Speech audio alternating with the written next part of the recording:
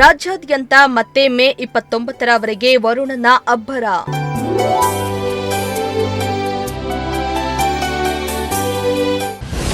ಬೆಂಗಳೂರು ಸೇರಿ 17 ಜಿಲ್ಲೆಗಳಿಗೆ yellow alert.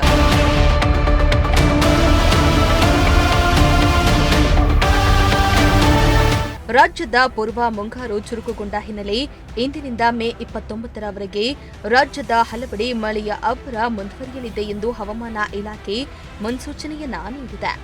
ಉತ್ತರ ಒಳನಾಡು, ದಕ್ಷಿಣ ಒಳನಾಡು ಹಾಗೂ ಕರಾವಳಿ ಭಾಗದ ಹಲವು ಜಿಲ್ಲೆಗಳಲ್ಲಿ ಗುಡುಗು ಮಿಂಚು ಸಹಿತ ಉತ್ತಮ ಮಳೆಯಾಗುವ ಸಾಧ್ಯತೆಯಿದೆ ಎನ್ನಲಾಗುತ್ತಿದೆ.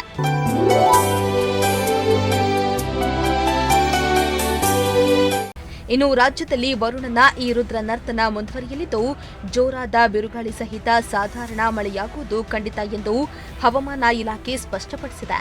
ಸದ್ಯ ಕರ್ನಾಟಕದಲ್ಲಿ ಅಬ್ಬರಿಸುತ್ತಿರುವ ಮಳೆಗೆ ಮುಖ್ಯ ಕಾರಣ ಸೊಮಾಲಿಯಾ ಜೆಟ್ ಸ್ಟ್ರೀಮ್. ಈ ಶಕ್ತಿಶಾಲಿ ಜೆಟ್ ಸ್ಟ್ರೀಮ್ನ ತೀವ್ರ ಪ್ರಭಾವದಿಂದಾಗಿ ರಾಜ್ಯಾದ್ಯಂತ ಸದ್ಯಕ್ಕೆ ಮಳೆ ಮುಂದುವರಿಯುವ ಎಲ್ಲ ಲಕ್ಷಣಗಳು ದಟ್ಟವಾಗಿವೆ.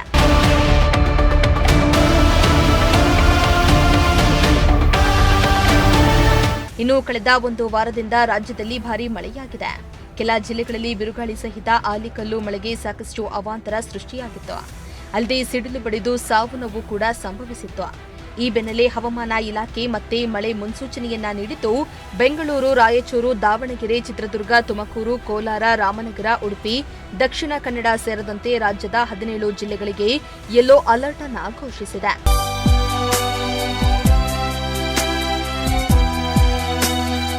ಇನ್ನು ಬೆಂಗಳೂರಿನಲ್ಲಿ ಮುಂದಿನ 48 ಗಂಟೆಗಳ ಕಾಲ ಸಾಧಾರಣದಿಂದ ಜೋರು ಮಳೆಯಾಗುವ ಸಾಧ್ಯತೆಯಿದ್ದು ತಗ್ಗು ಪ್ರದೇಶದಲ್ಲಿ ನೀರು ನಿಲ್ಲುವ ಸಾಧ್ಯತೆ ಹಿನ್ನೆಲೆ ಬಿಬಿಎಂಪಿ ಅಧಿಕಾರಿಗಳು ಮುನ್ನೆಚ್ಚರಿಕೆ ಕ್ರಮವನ್ನು ಕೈಗೊಂಡಿದ್ದಾರೆ. ಒಟ್ನಲ್ಲಿ ರಾಜ್ಯದಲ್ಲಿ ಪೂರ್ವ ಮುಂಗಾರು ಅಬ್ಬರ ಜೋರಾಗಿದ್ದು ಬಿರು ಬೇಸಿಗೆಯಿಂದ ಕಂಗೆಟ್ಟು ಹೋಗಿದ್ದ ಜನರಿಗೆ ಮಳೆರಾಯ ತಂಪೆರೆದು ಕೆಲವೆಡೆ ಅವಾಂತರಗಳನ್ನೇ ಸೃಷ್ಟಿ ಮಾಡಿದ್ದಾನೆ.